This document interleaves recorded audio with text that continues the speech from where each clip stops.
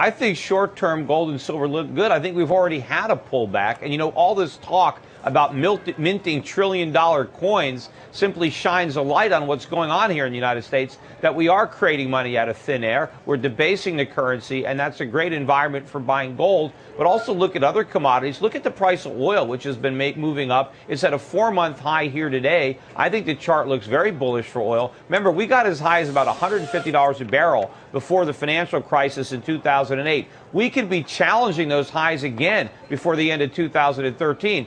And an environment where you have rising commodity prices is also a good environment for gold and silver. But you know what, Jim? What I find quite confusing about gold these days is it's very difficult to pinpoint exactly what the driver is, right? I mean, in the past you might have said, oh, it's driven by inflation or geopolitics. We don't seem to have much inflation. There's no real geopolitical problems at the moment. I mean, what really is driving it? Is it just a currency inverse trade?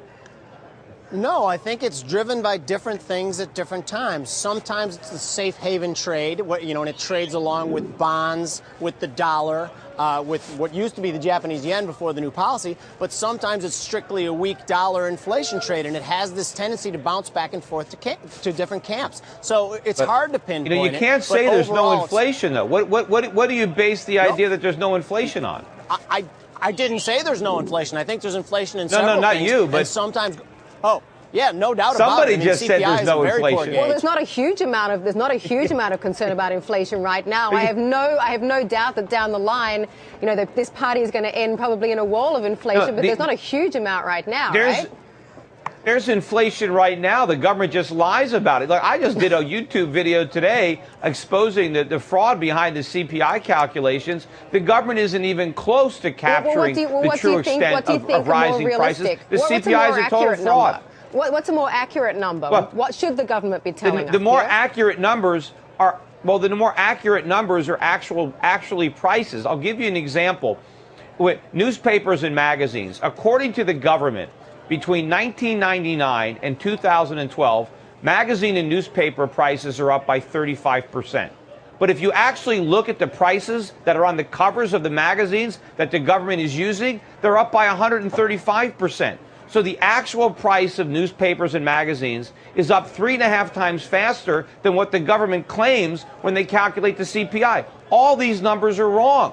In fact, if you look at health insurance, the actual cost of health insurance is rising 5.5 times faster than what the government uses for the CPI. All the books are cooked here. These are not real numbers. We're already dealing with inflation that's probably between 7 and 10% a year, and it's about to get a whole lot worse. Yep, understood, and certainly anyone who goes to the grocery feels it as well. Grizz, come in on this conversation. Yeah, Peter, I just want to ask you a quick question. Last week when the Fed had its meeting and they broke, some of the members showed a little bit of dissension to end QE a little bit early. Do you think that's noise, or do you think that's a real thing and they might end it before 2013, and how that affect the gold trade?